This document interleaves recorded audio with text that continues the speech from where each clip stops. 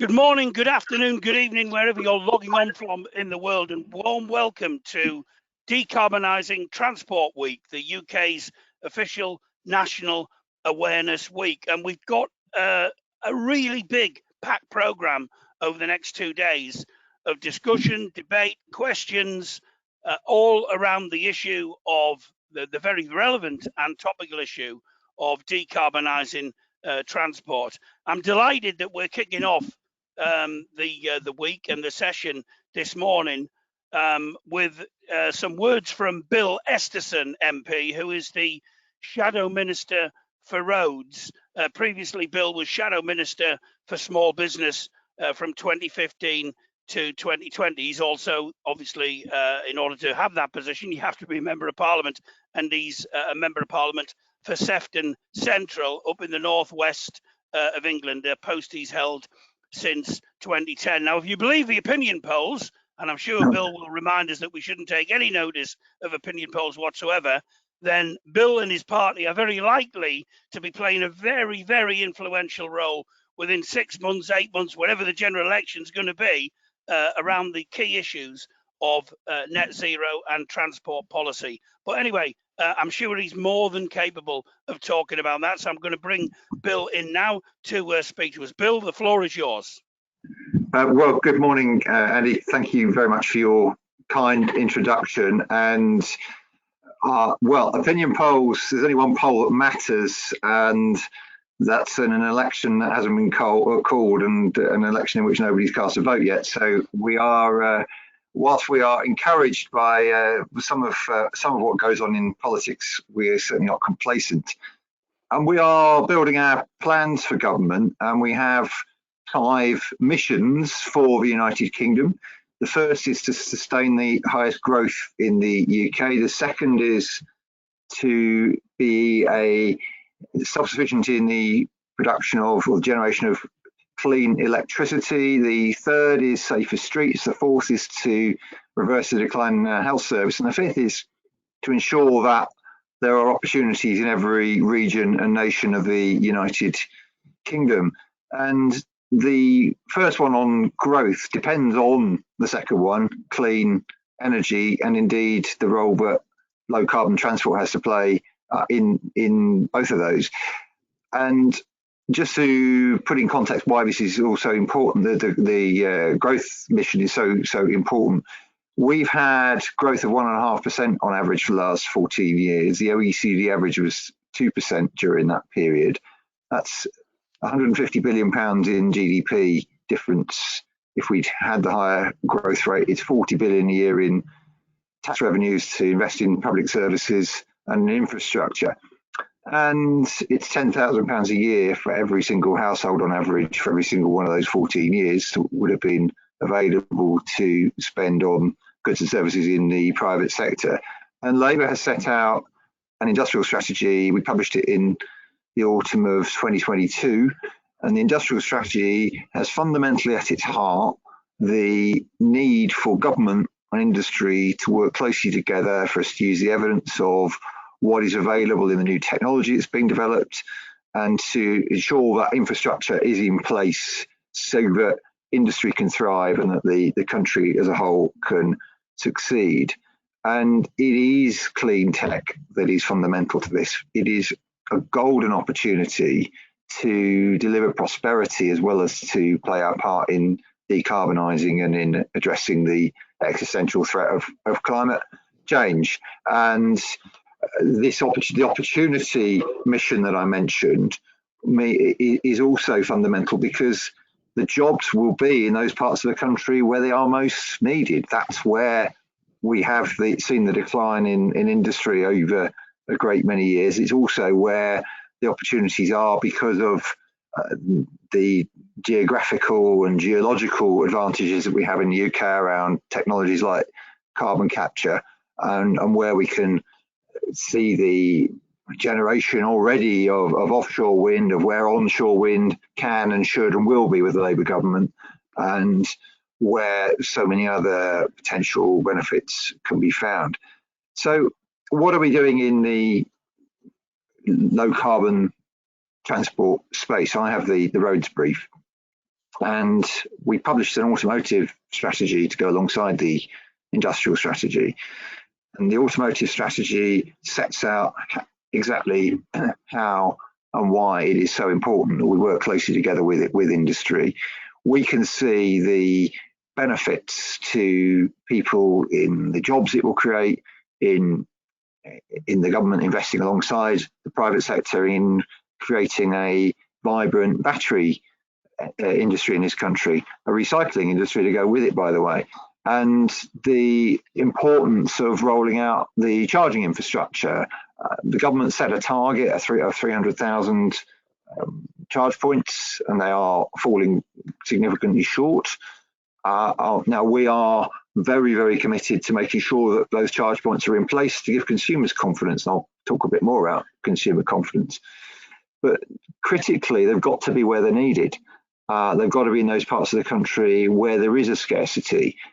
We are very well served in London, less well served in parts of the north and the Midlands and in Wales and the southwest and East Anglia. So we've got to hit all parts of the country so everybody has the confidence that wherever we go, we can recharge our cars and indeed vans, and hopefully in the not too distant future, HGVs as well.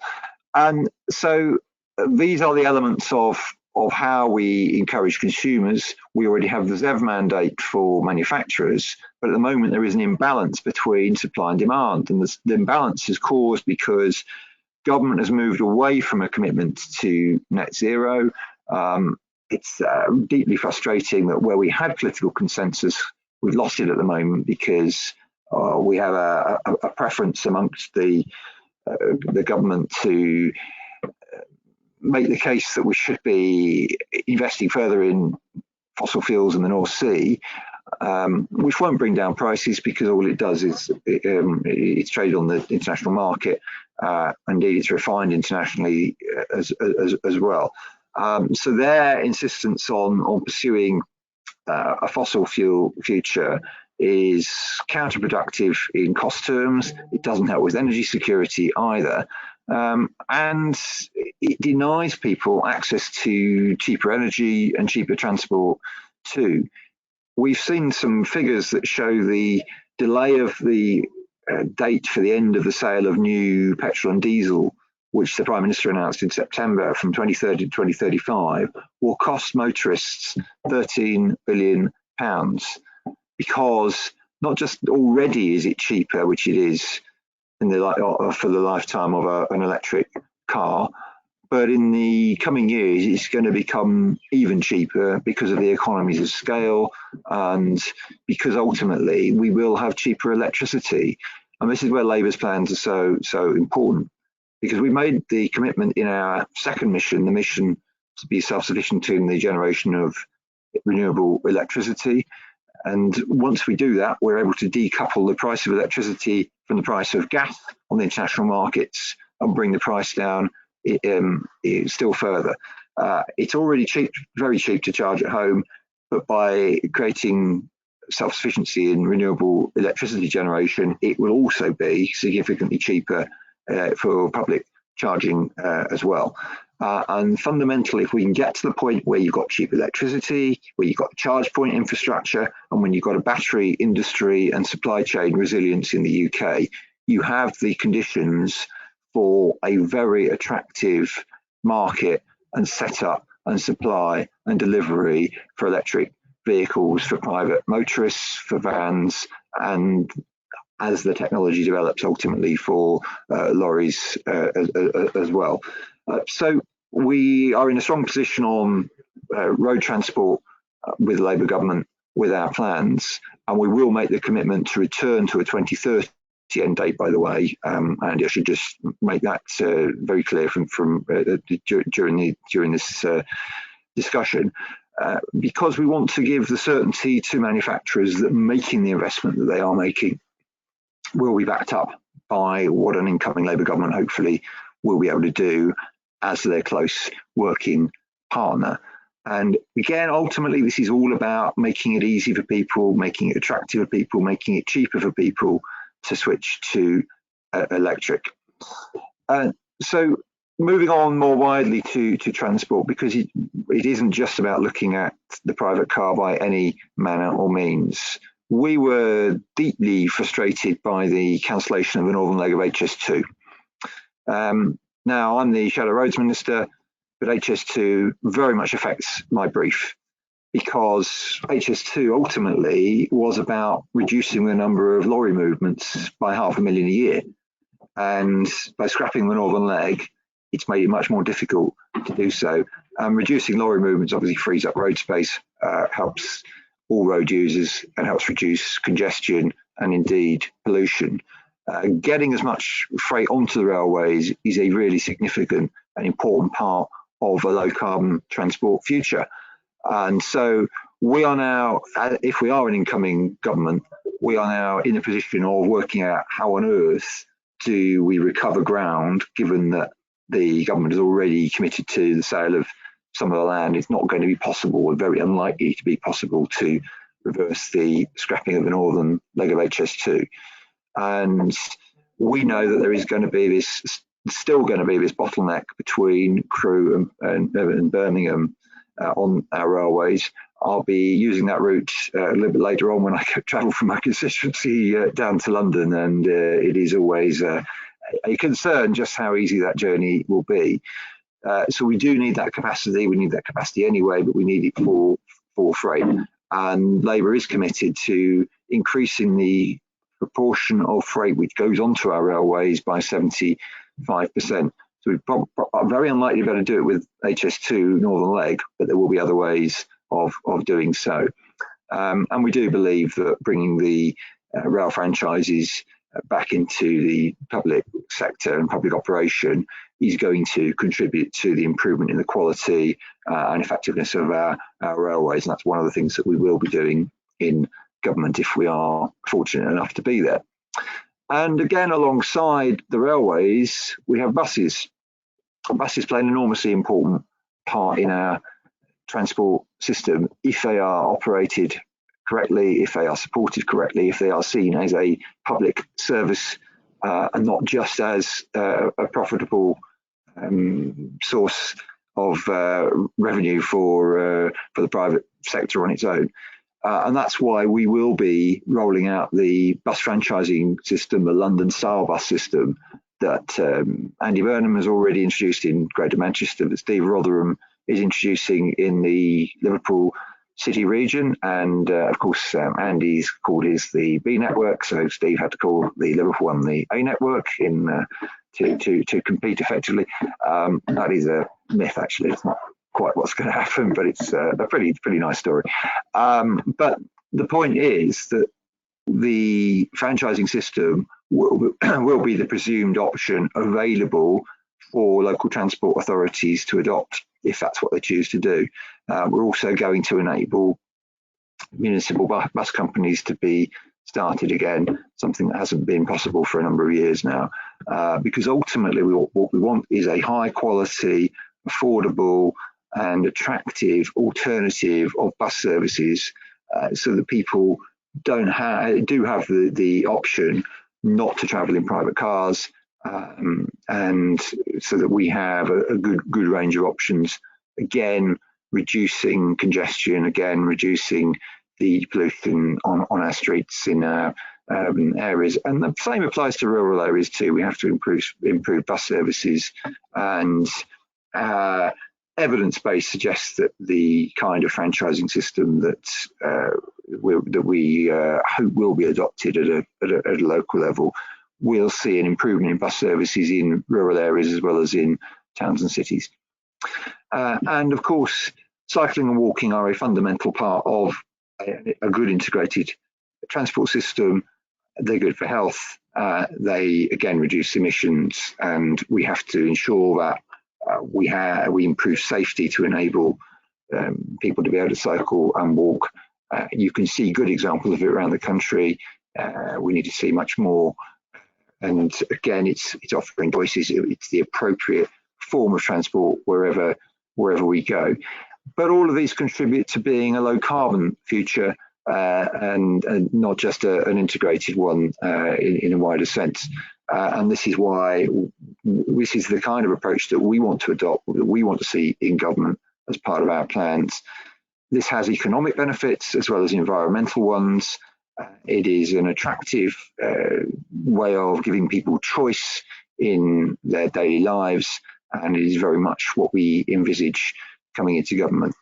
So that's probably enough for me for my opening remarks. I am really excited at what I learn every day from meeting people with the technology that's being developed to enable some of these ideas to come to fruition.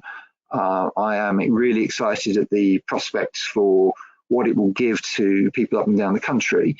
And I really enjoy getting to know people who I know are giving me good evidence as we develop policy now, but are also going to be there to work closely with me. Hopefully, if I am fortunate enough to be a minister in an incoming Labour government in the very near future.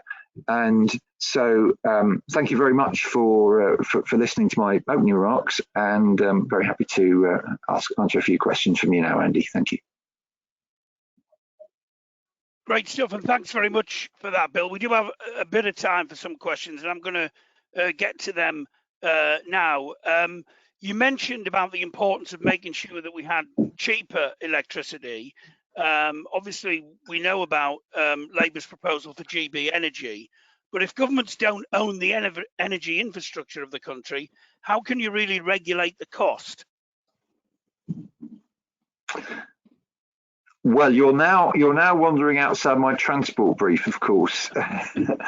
I mean, ultimately, if we are self-sufficient in renewable electricity generation, which the plan is, we double onshore wind, treble solar, quadruple offshore wind. We've got things like floating offshore, which are very exciting new technology, which work is happening on, and we'll be supporting through investment in the ports, so that it's in the strongest possible place. But there's opportunity. I mean, in the northwest, so we've got the Mersey tidal barrage proposal, which is learning from what is in place already in Korea. Hydrogen has its part to play, nuclear very much so too. But getting to that point where we are self-sufficient in low carbon electricity generation means you can decouple the price from gas on the international markets, and then you are in a position where you've got cheaper electricity. I mean, as to infrastructure, we're clearly going to need to have public investment. This is what our Green Prosperity Plan envisages. But again, by crowding in private investment, we're going to be able to do so much more. We've got to make those connections to the charging infrastructure from the grid. That's really, really important to depots as well. We're going to have off-grid charging and battery storage. So all of these things in a round coming together, I think, will deliver us the capacity, the confidence in supply, and ultimately the lower price. You mentioned as well the commitment, which I'm sure will be welcomed by industry, to stick with the internal combustion engine ban by 2030, and I think that's, you know, a plus point.